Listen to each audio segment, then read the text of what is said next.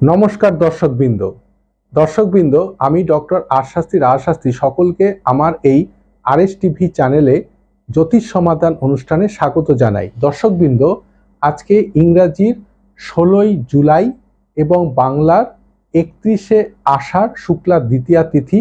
আজকে শুভ রথযাত্রা। তাই আমার পক্ষ থেকে এবং আমার আরএস টিভি চ্যানেলের পক্ষ থেকে সকল দর্শকবৃন্দকে আজকের এই শুভ রথযাত্রার প্রীতি শুভেচ্ছা আন্তরিক অভিনন্দন জানাই। দর্শকবৃন্দ, আজকের দিনেই প্রভু জগন্নাথ দেব সাথে বলরাম এবং সুভদ্রাকে নিয়ে রথে করে তার নিজের বাড়ি থেকে মাসির বাড়িতে এক সপ্তাহের জন্য ভ্রমণের উদ্দেশ্যে আসেন এবং এক সপ্তাহ পরে আবার রথে করেই নিজের বাড়িতে ফিরে যান।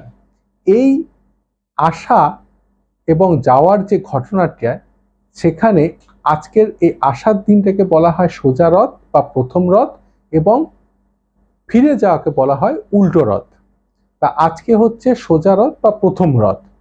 আজকের এই দিনে পুরীর জগন্নাথ ধাম থেকে শুরু করে মায়াপুরের ইস্কন এবং হুগলির মাহেশে খুব আনন্দ উৎসব করে ঘটা করে আজকের এই রথযাত্রা পালন করা হয়ে থাকে এবং এই রথযাত্রাগুলো খুব বিখ্যাত হয়ে থাকে।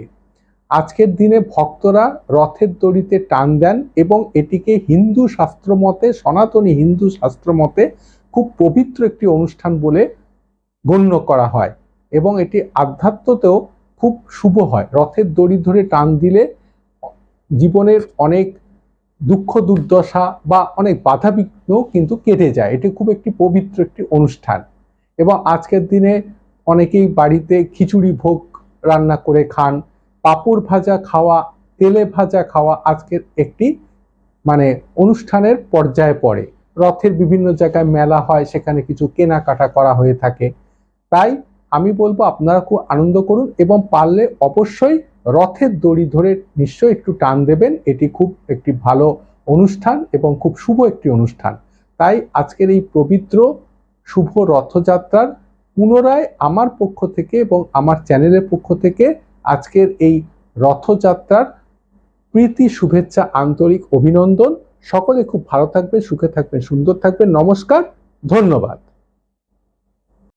আপনারা দেখছেন আরএস টিভি লাইভে জ্যোতিষ সমাধান অনুষ্ঠান।